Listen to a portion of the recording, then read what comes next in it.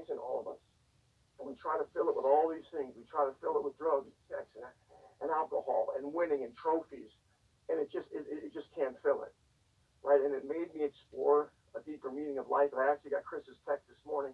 I'm on his text list about his ways are greater than our ways, and just it made me stop the the world and quiet the world and just think deeper about life, why I'm here, where I'm going, and I found something that can fill the space and will fill it through anything, through a quarantine, through the loss of a child, through the loss of a wife, which I've never experienced. So that's pretty much for the genesis of chosen suffering and unchosen suffering. Well, when you talk about that, Tom, I think there's a general peace, and even how some people handle quarantine. And I know what works for Bruce. I know what works for Tom Ryan is once you come to that understanding and through Christ and through God and understanding that there's something, and I don't want to be cliche here, but there's something better that, as Bruce likes to say, we don't hold on to life by white knuckles. We don't want to die. We don't want to, we don't want to leave anybody. But I think there's a non-fear for me at least. I can only speak for myself in this regard. There's not a fear factor of me dying. I'm not afraid to die. Now, I don't want to leave my kids behind. I don't want to do all that stuff. But as far as, oh, I have something to look forward to when I die, and that gives me great peace and gives me an eternal perspective. And I think that's one thing that I've always held on to, and hopefully that's something that you hold on to. Yeah, no question about it. And I think Chris, I think it's hard to, right, until something touches us personally. It's hard to comprehend it. Right. Right? We don't really. So. I mean, when you're touched, like you were touched, like I've been touched, and for the most part, no one gets off the planet without being touched by something that's going to bring them some pain. Uh, until you're touched with it, losing a wrestling match, losing in the national finals, or my team taking second a couple of times, right? That didn't cause me to be curled up in a ball begging for mercy. Yeah. Yeah. Right. I It was know that feeling. disappointing, Yeah. right? No, it was disappointing. Sometimes it's heartbreaking and it's difficult, but it's not tragic. Right? It's not tragic, and tragic is what we both experienced.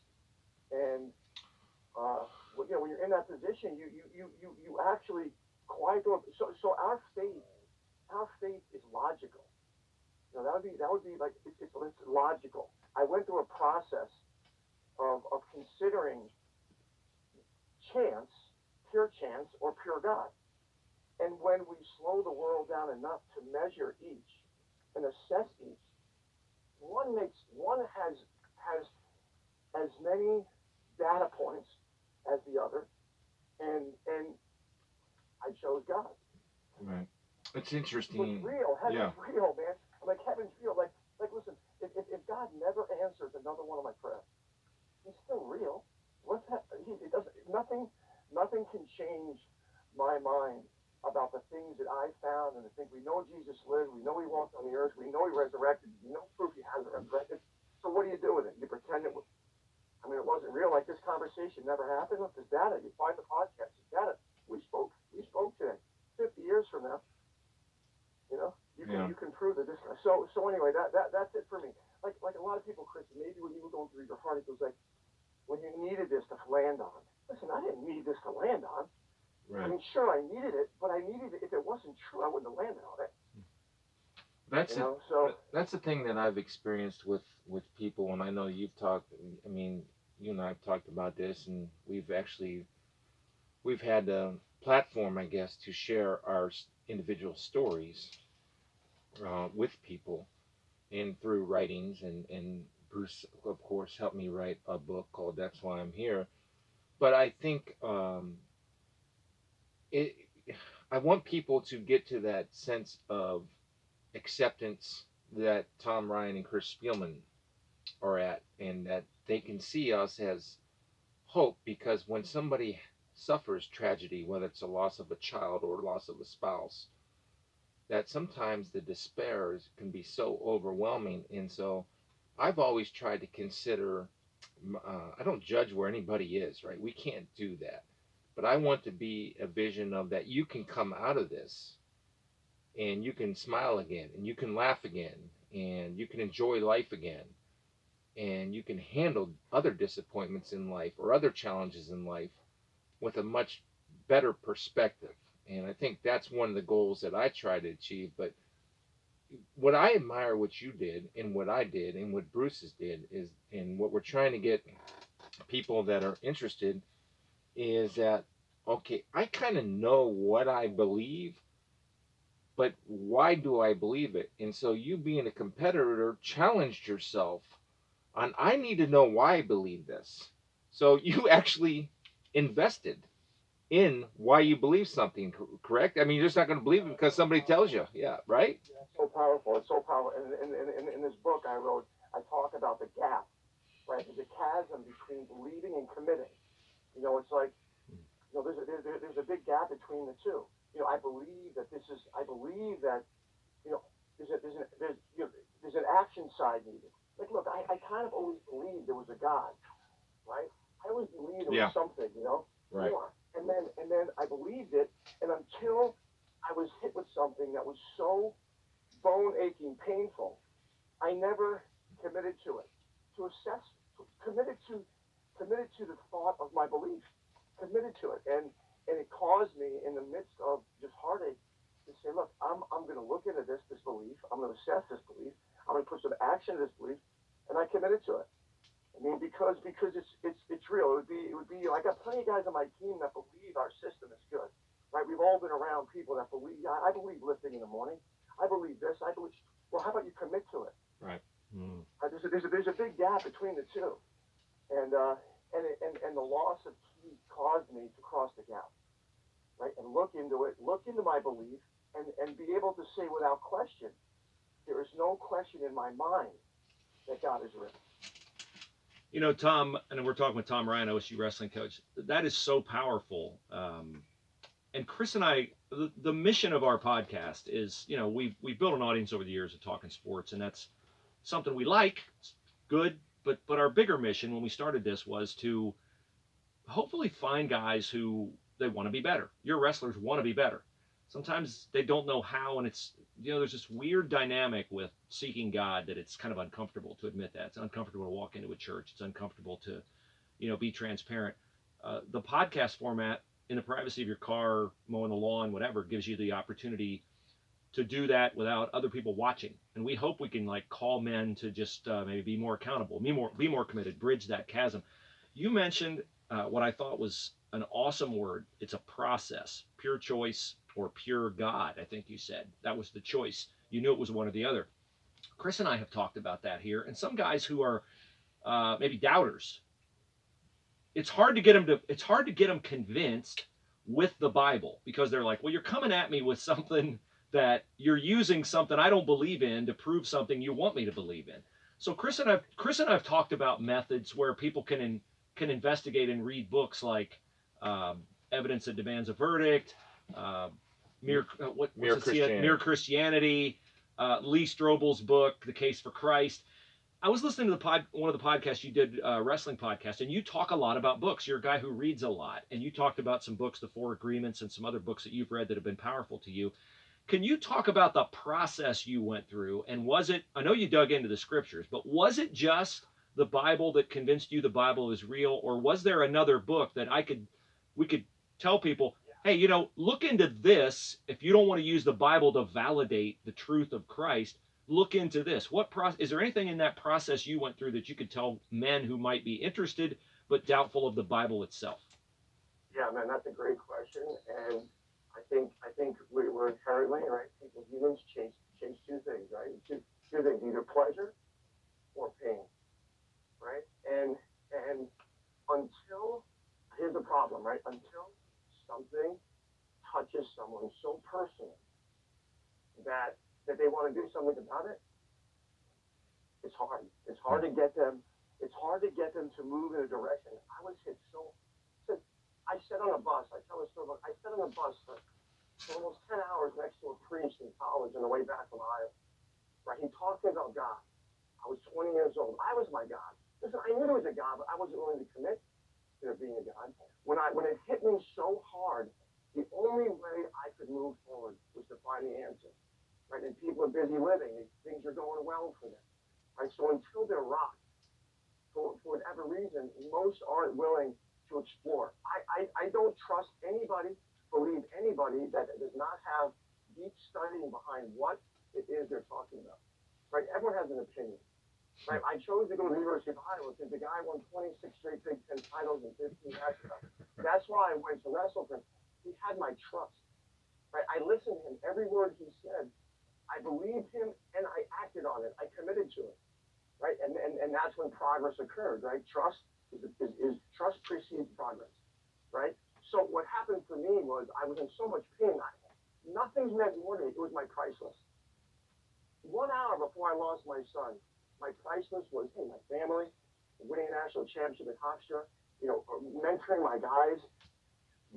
Within about 24 hours of his death, my priceless completely changed. It was where is he?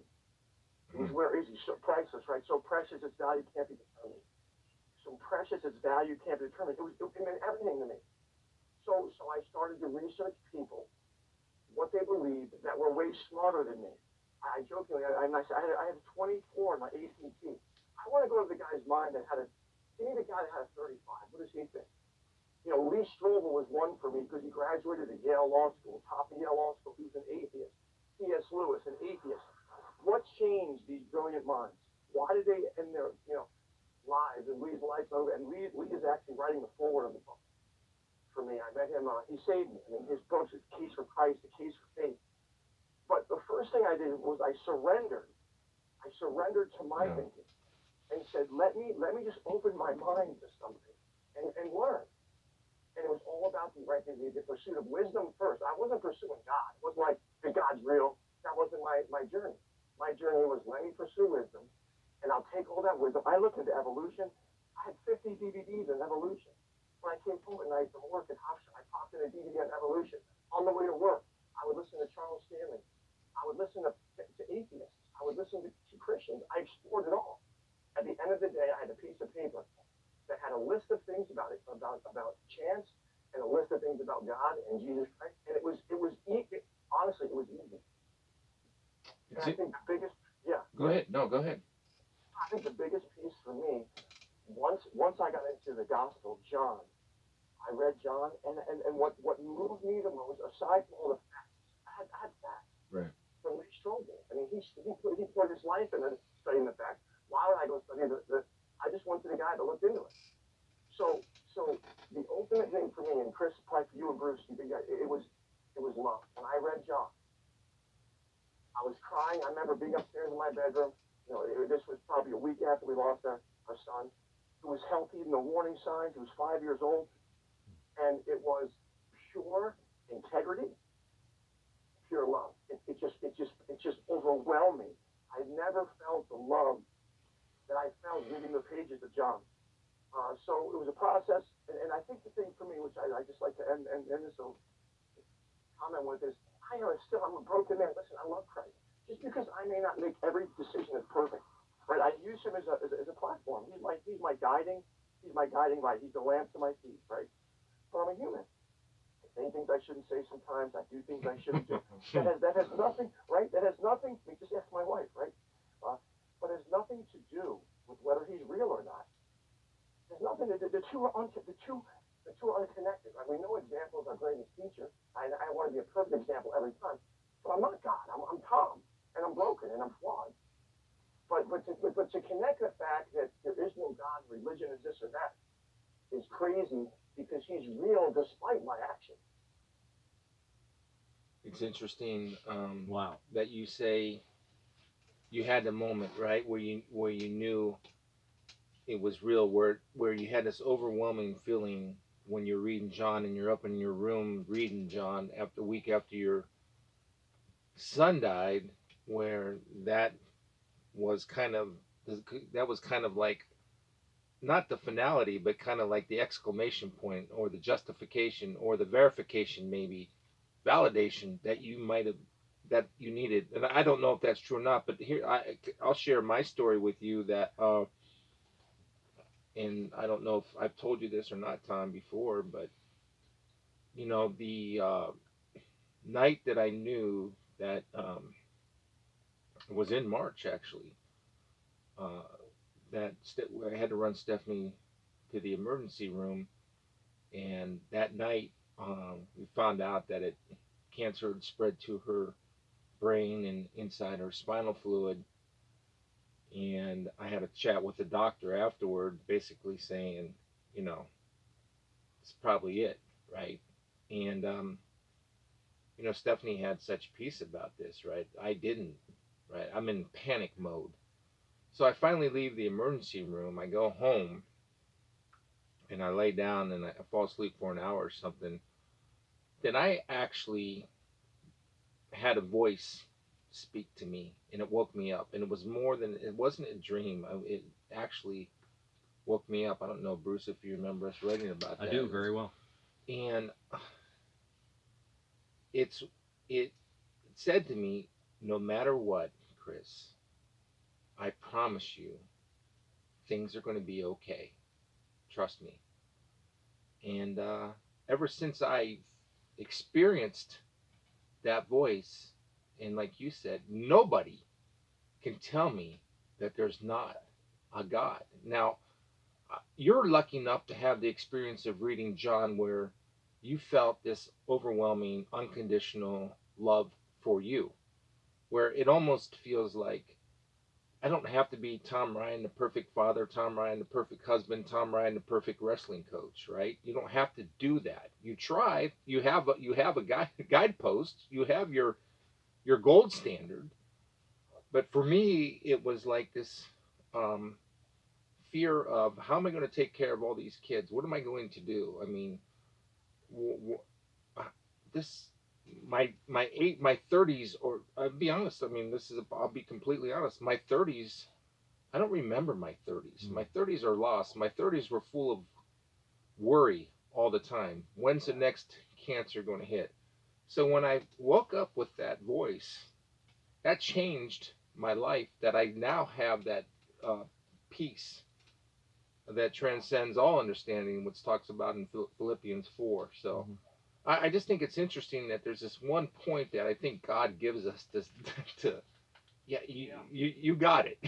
It's okay. It'll be okay.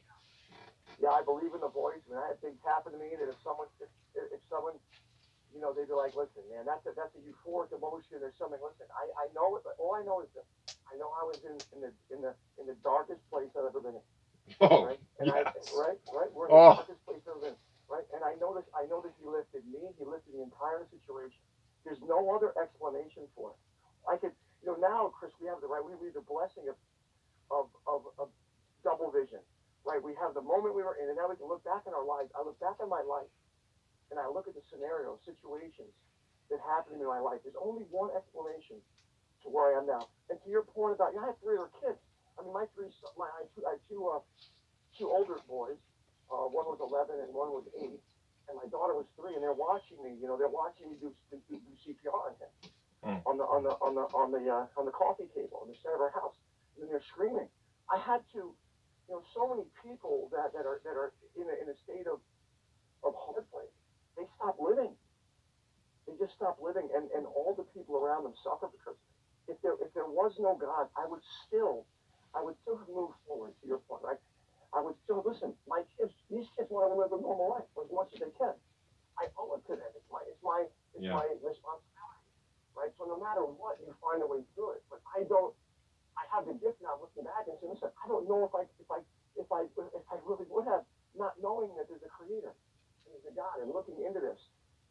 So it's giving me incredible hope, but it's like it's factual hope.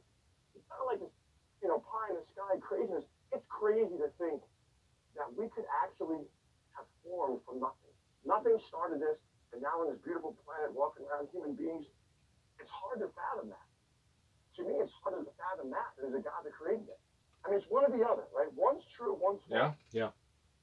I mean, it's got to be one, So well, we always say on this podcast, and to look, nobody, Bruce and I and Tom Ryan, to our listeners, we don't want you to take our faith. We want you to make your faith your own. But we do say, if you're right and I'm wrong, I have nothing to lose. But if I'm right and you're wrong, you have everything to lose. So, yeah, I mean, there's no a truer statement Absolutely. been made. Tom, your book, I can't wait to read it. Chosen Suffering, and I know you have an event. I think you have an event coming up May 17th. Is that still on? Because I know people are going to hear this podcast, and people who know your story and know your success at OSU, national champs 2015, top 3 ever since, uh, can learn a lot from your life lessons and from the many things you've said. So tell me about the future of the book, how people can get the book, and whether this event May 17th is going to happen. Yeah, so May 17th, there'll be a Facebook Live, just kind of reveal about the book. We'll talk about some of the things in the book like we have today. And there's, I'm going to sign every pre-purchased copy, pre-bought copy. The book won't be out until middle of the summer. But we're going to have a little, discussion about it. And anybody that pre-orders the book, it's chosensuffering.com. That's the website, chosensuffering.com. But anybody that pre-orders it will get it's a 12-month training plan. It's funny, Dan Gable was my college coach, who'd be like John Wooden, right, of wrestling. Yes. And, Or Woody Hayes. Yeah. Right. Well, thank you. Absolutely, Woody Hayes. You can double egg me later. So he handed out when I was in college, right? So I transferred there. I tell people I started. I was on a full scholarship at Syracuse with my brother, and I decided to transfer and leave. I walked on at Iowa, and I met Guest because of Gable. Right? I wanted to be with Gable. So anyway, he handed out a packet, a 12-month training plan that gave us an aerial view of how to train on an annual basis. So recently, he was on a podcast, and they were asking him, tell us about your annual training plan. He goes, well, I can't find it. I think Ryan stole it. He's joking. Well, I'm like, so now people are looking for it, and I have it. He gave it to everybody. I kept it. I kept it from 1989. That's like, awesome. What do you guys did? Like Brooklyn, your opposite night, went under the desk and found your training plan, and So anyway, so I'm gonna share that with everybody, and so yeah, May 17th is gonna happen. Well, Yeah. we'll certainly promote it on here, Tom. Absolutely. And I encourage everybody to listen to Tom and his story. And God has put him in a position of leadership for a reason. And I do want to share this. It's interesting. Chosen Suffering. I don't know if you remember me telling you, or maybe Mac has told you about Macy, who's my daughter, who's a basketball player at Bowling Green. She blew her ACL out, and she's in the midst of training and coming back and rehabbing. She's 100% healthy, and once they get going up there for basketball, she's going to play. But coming back from an ACL, there's a lot of things that go through a young kid's mind. As you know, you've had your wrestlers come back from injury, and she suffers sometimes in rehab, right? Because it's painful, it's hard getting back in shape, all that stuff. And I used a wrestling thing, and I said, when you're training every day for training, you have to work hard, but every day doesn't have to be wrestling practice. And so what I was trying to say to her, that the wrestling is a different animal. And Bruce has heard me say this many times on this show. Nobody knows what it takes unless you've been in there. Or I didn't wrestle as a kid, but I've been over to watch your guys train, and I've talked to your guys, and nobody understands the mental toughness that it takes to be a wrestler. Nobody, because it's just, there's nowhere to hide, right? There is nowhere to hide on that mat. It's you and the other guy, and that's it. There's nowhere to hide. There's no one to blame. There's no other reason. On a football field, Tom, I always say, guys, sometimes guys are afraid to be the reason why they win, or they're afraid to be the reason why they lose. You see that on a basketball court. On the wrestling court, on the wrestling mat, there's nowhere to hide. Is that right? That's the beauty of it. Yeah, that's fair, Chris. But I would say that my dream was to be in the NBA. Right, that was my big dream. Right? But I think that people are really smart, and it was like, listen, my bread's not gonna be buttered. I'm not stopping anybody. right? Then it was about 5'9", and I couldn't shoot, and I fouled a lot. So it was, Like every the wrestler. right, exactly. And the logic thing for me was, you're not going to be elite in football. I tried football. I got run over by, actually, I got run over by a guy named Scotty Graham. No, I know Oh, yes. Yeah. He retired me from football. I'm like, I weighed like about 95 pounds. He was about 160. I think he had like 600 yards rushing in the game against Wontham. And it was like, this isn't making sense to me, right? I can find something that I can actually be really good at, and let me go get somebody my own size, right? So wrestling is a nice sport because you're weighing before. You go. Football to me, Chris, is I mean, I'm a massive fan. It's crazy to me. Running full speed into somebody makes less sense to me Yeah, it does. than wrestling someone that you know where he is. He's your size. You just saw him weigh in, right?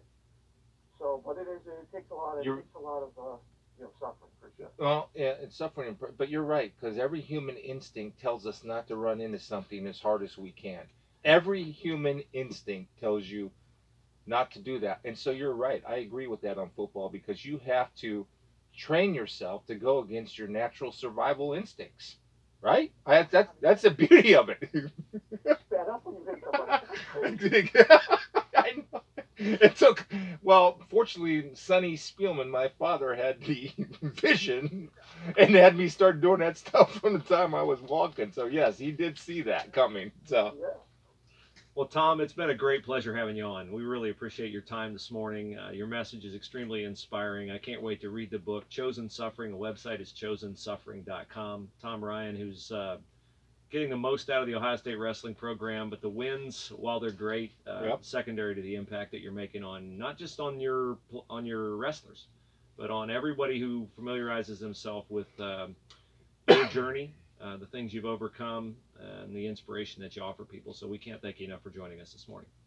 Hey, great to be with you guys this morning. all right, God bless you, brother. Take care, man. All right, God bless, man. There you Take go. care, guys. Tom Ryan, Ohio State wrestling coach, joining us on the podcast. Man, is he a neat guy. Cannot wait to read his book, Chosen Suffering. chosensuffering.com. I do have to correct him on one thing. What's that? He said Dan Gable is the John Wooden of wrestling. Mm-hmm. Dan Gable, Olympic gold medalist, two-time NCAA champion, and Wooden was a great basketball player too at Purdue, Yep. All-American. So I'd say they're similar. As coaches, Oh, Dan Gable, 21 Big Ten championships, 15 NCAA championships, and Tom Ryan was a member of at least one of Gable's NCAA champions. 15 NCAA championships. 15. Are you going to do your normal? No, I'm not going to talk Okay. about the Wooden Gilbert era and how everything John Wooden won was tainted all right. because he cheated and he's. All right. I'm not going to talk about that. Okay, so we move on. Gable didn't have a bag man for the wrestling. Gable did not have a bag man. Listening to Tom Ryan on the podcast that I listened to last night about when he arrived at Iowa, no, there was no bag man. He told this story. He told this great story. He said, he went, and there's two great stories I got to tell you. He goes out there, and first practice, he's sitting in a corner. He's sitting over there like summer. He got there in summertime, and Gable comes over to him, and Tom had wrestled and had been pretty successful at Syracuse. Yeah, he's full ride at Syracuse, and he had, he's not a guy that. So I don't know if Gable knew him or not, but Gable comes over, and Tom introduced himself. I'm Tom. I'm here. Whatever. Gable goes, well, you're not going to get any better sitting there. Yeah. And so he put him in with these two twins who were smaller than him, and they went at it for. Tom said they went at it for like 45 minutes, throwing each other around, and it was a round table, like you and I'd go, and then you'd go with the third guy, and then the third guy'd go with me, and bang, bang, bang, bang, bang, real fast. And Tom said he's just gassed. He's just waiting for Gable to like call a halt to it, and Gable calls a halt to it. He comes over and he goes, okay, you guys warmed up? Yeah, you ready to go? And Tom said they wrestled then for like 40 minutes. The first 5 went fine. The next 35, he got his head handed to him. He went out, he sat in his car, and he just cried. And he was like, what am I going to do? Am I going to go back to Syracuse? Or am I going to lean into it? And that's life. His life is leaning into it. It's like chosen suffering. Yeah. And, and then the other story he told, after he had been there a while, and he worked progressively, lifted, ran, got strong, became, an Iowa wrestler to where that kind of arduous workout was normal to him. Gable called him in and affirmed him in his progress and said, "We got some scholarship money available. $300. $300. Like $300 is nothing." But Right. Tom looked at it like, hey, he said, didn't matter if it was $300 or $30 million. Like he affirmed like my work was paying off. He wouldn't have given me the 300. That's all he had. So he gave me everything he had. So I thought those two stories were really cool about the young Tom Ryan, the determination, all those things. He didn't know then that he was going to marry, suffer the most excruciating loss any parent can suffer. I mean, a healthy 5-year-old boy, and it all out of the blue. That happens, and then that set Tom on a journey that I would say, why God picks us for certain missions is don't know, unknown, but He equips us for the mission. He does equip us, which leads me, if you don't mind. Let me first say that we want to thank our partners at Willis Spangler Starling for joining the podcast. They are similarly minded as we are. So are our partners at AUIinfo.com in Akron. We like to represent Christian businesses and people who take a sacrificial attitude toward other people. Willis Spangler Starling, you'll find them online. WillisAttorneys.com, AUIinfo.com, AUIinfo.com. If you're a small business, now is a very difficult time for you. You're trying to find all kinds of, compliance issues and what the state's going to require and health insurance and this and that and the other, and helping your employees find, all the benefits and all the things. It won't cost you any more, and they're licensed throughout the state of Ohio. So two good partners to know as a small businessman. Willis Spangler Starling Attorneys can handle any issues that you have as an individual or as a company, and AUIinfo.com, AUIinfo.com. You gave me Mr. Willis's card. Stan's card. I gave you Stan's card. He doesn't like to be called Mr. I got Stan's. He didn't say anything about the Mr. part, but all right, I got Mr. Stan's card. He did offer to buy lunch and have it at their offices, and wow. You're genuine in wanting to meet Stan. I do. Well, if I'm going to partner with him, I'd like to meet him, just like I'd like to meet the people. At AUI Info? Yeah. Well, and if you're ever up in Canton, I would like to take you over to Mechanicsburg, Ohio. I dare say you've never been to Mechanicsburg, Ohio, and Hemisphere Coffee Roasters home. No, I have not. No, you've been to West Liberty, Ohio once. Yes. High point in your life. Yes, it is, Bruce. You were 2-time state champion. Yeah, I'm surprised you didn't tell that story to Tom. I did not. How you're chosen. Hey, separate. Tom, I have something to come. Humility, yes. Yeah. A humble humility. Your trip to West Liberty, Ohio. I got to say this. This is one of the funniest things in the world.